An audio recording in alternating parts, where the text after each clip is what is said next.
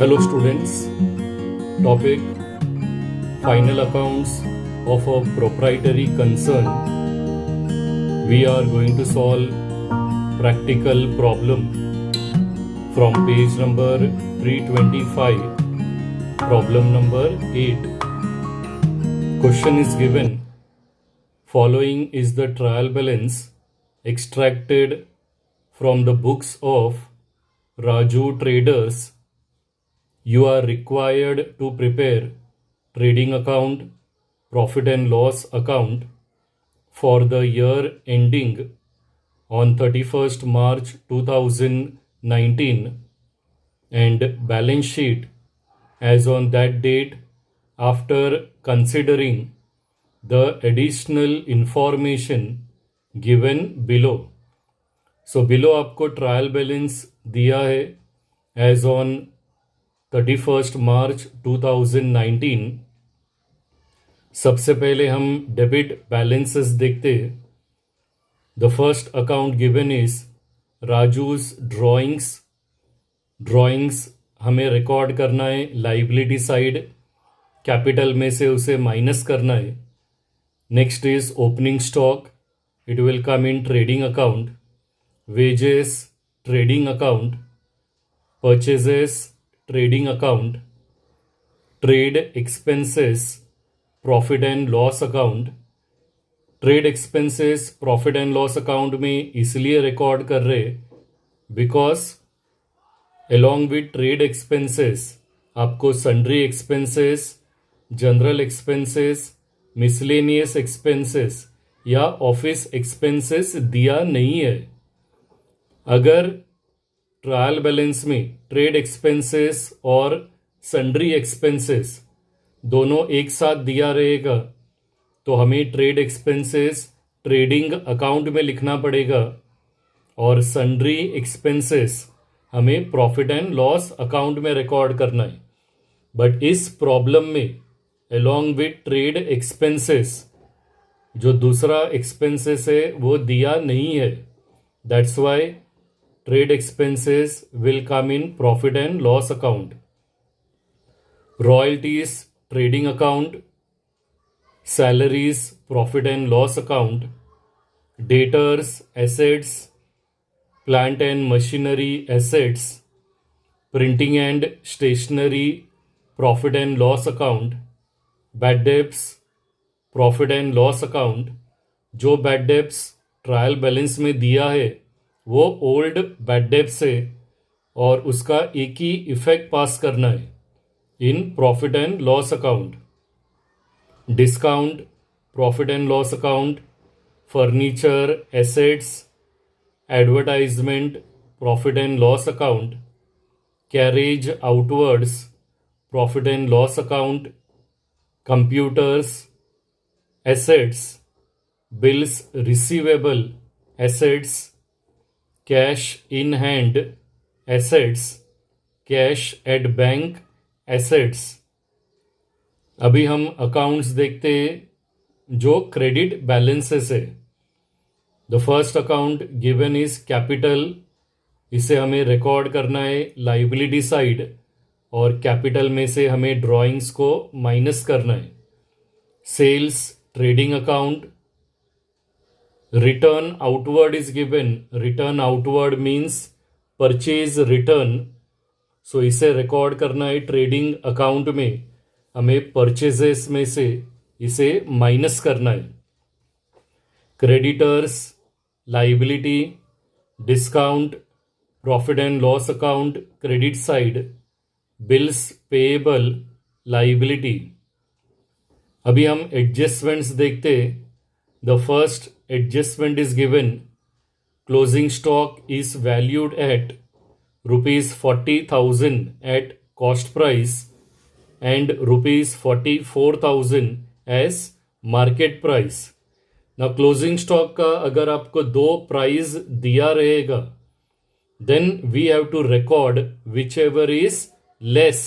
जो भी अमाउंट कम दिया है उसे हमें रिकॉर्ड करना है. सो क्लोजिंग स्टॉक हमें रिकॉर्ड करना है 40,000. इसका दो इफेक्ट पास करना है.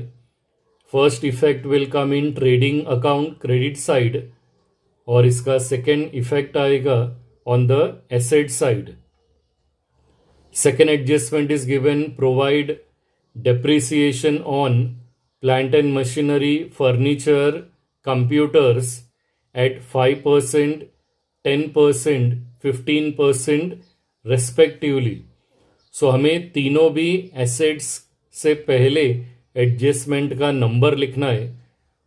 सो प्लांट एंड मशीनरी हमें एडजस्टमेंट नंबर लिखना है second, as well as furniture के लिए सेकेंड एडजस्टमेंट नंबर आएगा, एंड फॉर कंप्यूटर्स.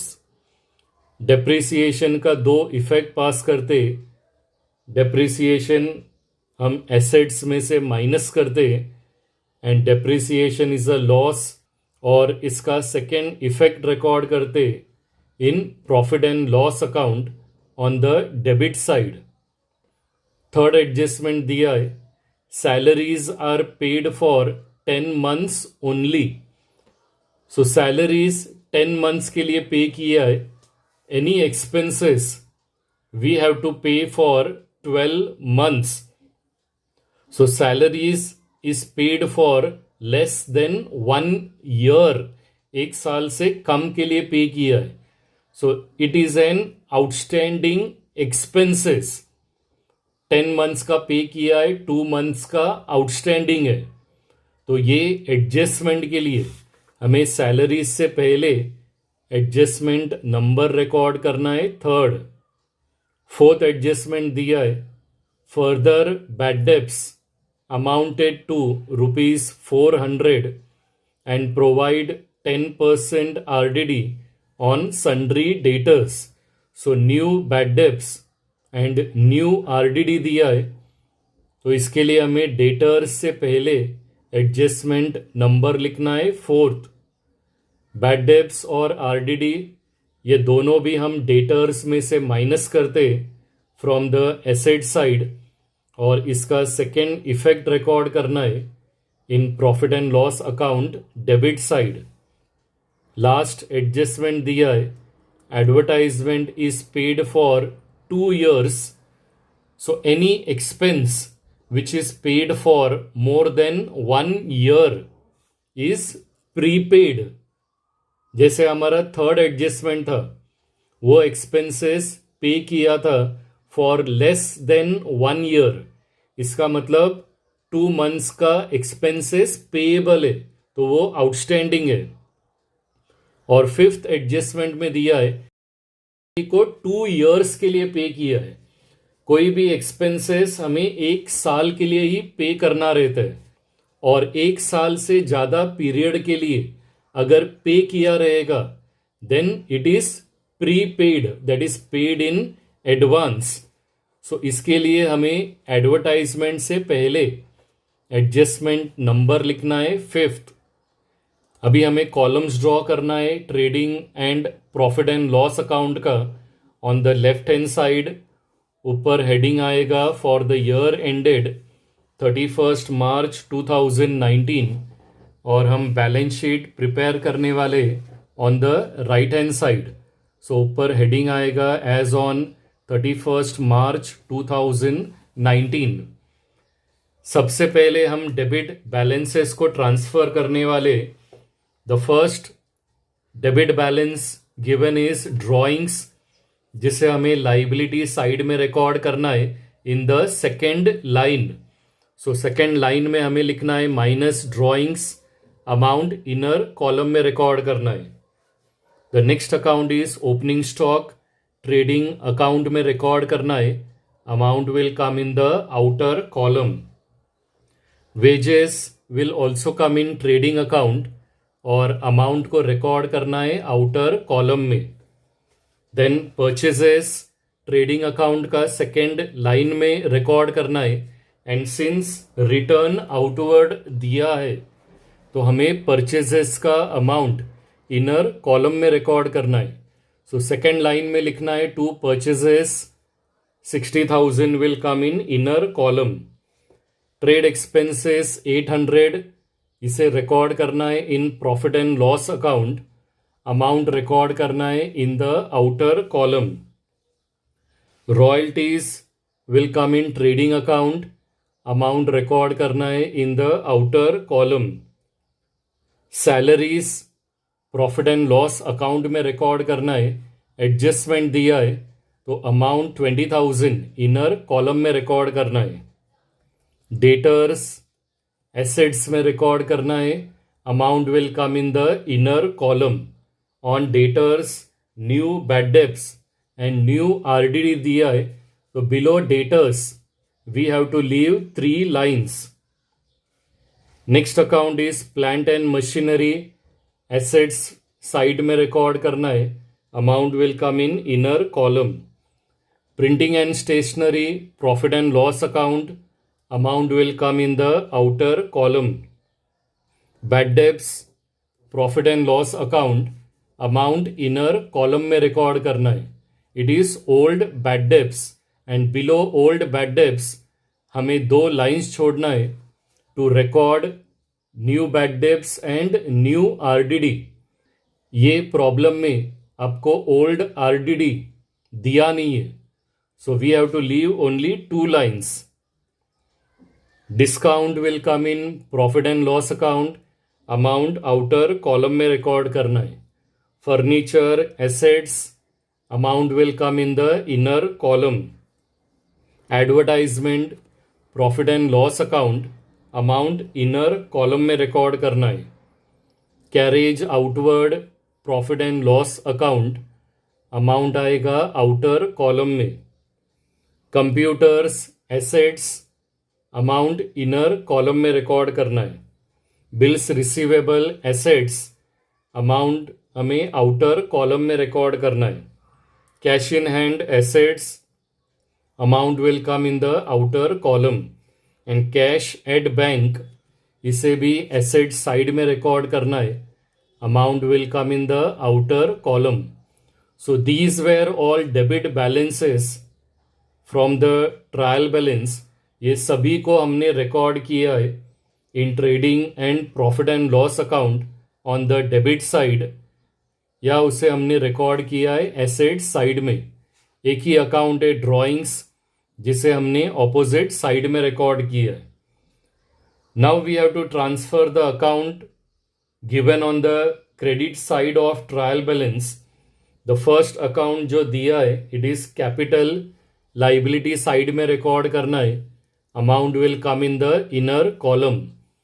सो 2 लाख में से ड्राइंग्स 5,000 माइनस करना है, सो इनर कॉलम में अमाउंट आएगा 1,95,000।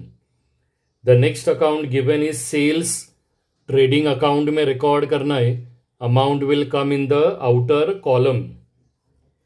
Return outward is purchase return, so below purchase हमें लिखना है माइनस रिटर्न आउटवर्ड, 2,400 माइनस करना है, तो आउटर कॉलम में अमाउंट आएगा 57,600।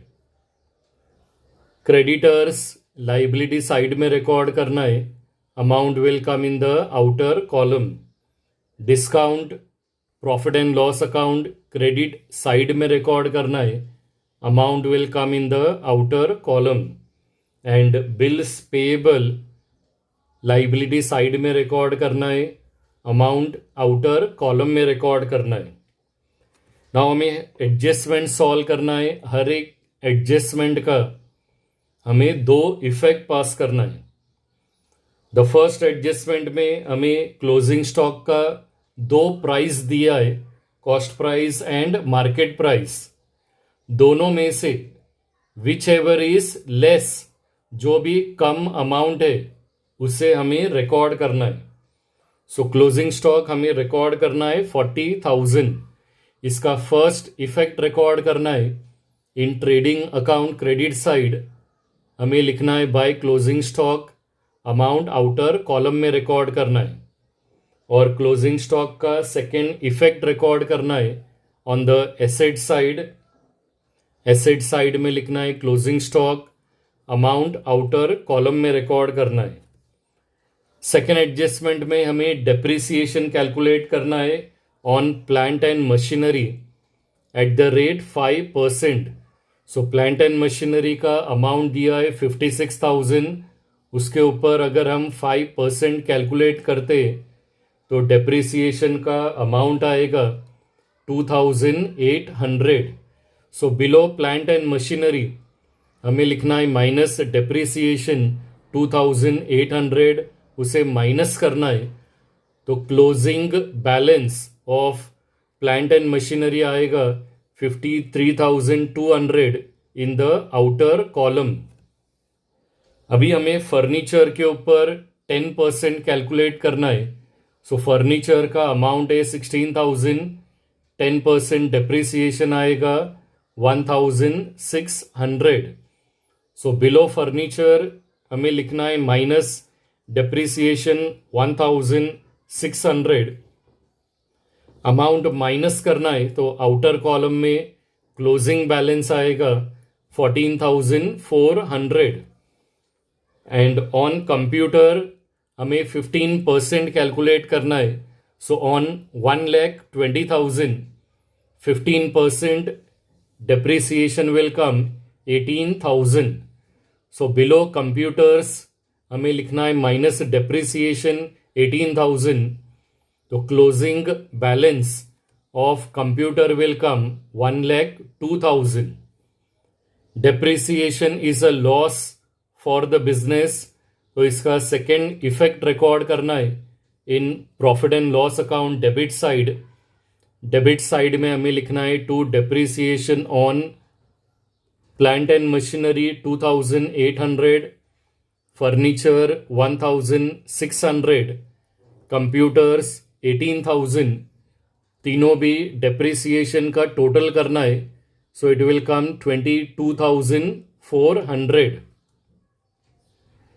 Third adjustment is given, salaries are paid for 10 months only. तो 10 months का सैलरी पे किया है। We have to find out outstanding salaries for 2 months। तो सबसे पहले हमें 1 month का सैलरी फाइंड आउट करना है। 10 months का सैलरी अमाउंट दिया हुआ है 20,000 इन द ट्रायल बैलेंस। सो 20,000 को हमें डिवाइड करना है बाय 10। तो अगर उसको 10 से डिवाइड करते तो 1 month का सैलरी आएगा 2,000 और हमें आउटस्टैंडिंग सैलरीज फाइंड आउट करना है for 2 months।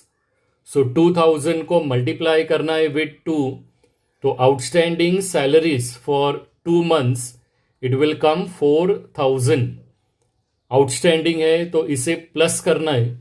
So below salaries हमें लिखना है प्लस आउटस्टैंडिंग 4,000, अमाउंट ऐड करना है तो आउटर कॉलम में amount will come 24,000। Outstanding salaries are amount payable, तो इसे रिकॉर्ड करना है on the liability side. Liability side में हमें लिखना है आउटस्टैंडिंग सैलरीज 4,000 आउटर कॉलम में रिकॉर्ड करना है। Fourth adjustment is given, new bad debts 400 and 10% RDD calculate करना है। तो सबसे पहले हमें न्यू बैड डेब्ट्स माइनस करना है। सो बिलो डेटर्स हमें लिखना है माइनस न्यू बैड डेब्ट्स 400, 80,000 में से 400 माइनस करना है।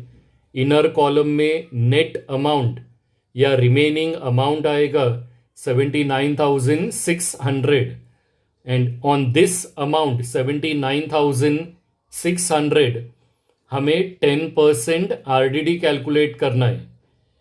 10% है तो 79,600 का एक जीरो कैंसिल करना है तो आरडीडी का अमाउंट आएगा 7,960। सो बिलो डेटर्स हमें लिखना है माइनस न्यू आरडीडी 7,960, उसे माइनस करना है फ्रॉम 79,600, तो closing balance of debtors will come 71,640। New bad debts and new RDD, इसका सेकेंड इफेक्ट रिकॉर्ड करना है in profit and loss account debit side. So below old bad debts हमें लिखना है plus new bad debts 400 plus new RDD 7960. Now since old RDD दिया नहीं है तो हमें ये तीनों का भी टोटल करना है एंड 9260 हमें आउटर कॉलम में रिकॉर्ड करना है. And the last adjustment given is advertisement is paid for 2 years. So expenses are paid for more than 1 year. It means it is prepaid, paid in advance. Advertisement का amount दिया है 3000, जो 2 years का advertisement है तो हमें 1 year का prepaid amount find out करना है. तो 3000 को अगर हम 2 से डिवाइड करते तो प्रीपेड एडवर्टाइजमेंट का अमाउंट आएगा 1500. सो बिलो एडवर्टाइजमेंट हमें लिखना है माइनस प्रीपेड 1500, उसे माइनस करना है. सो आउटर कॉलम में भी अमाउंट आएगा 1500. प्रीपेड एडवर्टाइजमेंट का सेकेंड इफेक्ट रिकॉर्ड करना है on the asset side. So asset side में हमें लिखना है प्रीपेड एडवर्टाइजमेंट अमाउंट विल कम 1500. सभी एडजस्टमेंट सॉल्व करने के बाद सबसे पहले हमें ट्रेडिंग अकाउंट का टोटल करना है. डेबिट साइड का टोटल आएगा 94,200 and credit side total will come 2,04,000. So trading account का क्रेडिट साइड का टोटल ज़्यादा है 2,04,000 हमें क्रेडिट साइड में रिकॉर्ड करना है as well as on the debit side. अभी हायर अमाउंट में से लेस अमाउंट को माइनस करना है तो बैलेंस अमाउंट आएगा 1,09,800. ये बैलेंस हमें उस साइड में रिकॉर्ड करना है जिस साइड का टोटल कम है. सो debit side total is less. Now whenever trading account का क्रेडिट साइड का टोटल ज़्यादा है it means company sales are higher and cost of production is less, तो बिजनेस को ग्रॉस प्रॉफिट होगा. सो डेबिट में हमें लिखना है to gross profit carried down amount will come 1,09,800. Carried down को ब्रॉट डाउन करना है in profit and loss account credit side, तो वहाँ पे हमें लिखना है by gross profit brought down amount will come 1,09,800. अभी हमें प्रॉफिट एंड लॉस अकाउंट का टोटल करना है. Debit side total will come 62,160 and credit side का टोटल आएगा 1,11,400.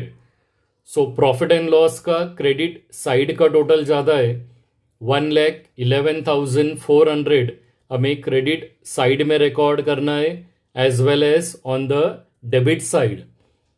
अभी हायर अमाउंट में से लेस अमाउंट को माइनस करना है तो balance will come 49,240. Profit and loss का भी क्रेडिट साइड का टोटल ज़्यादा है. It means income and gains are more and expenses and losses are less.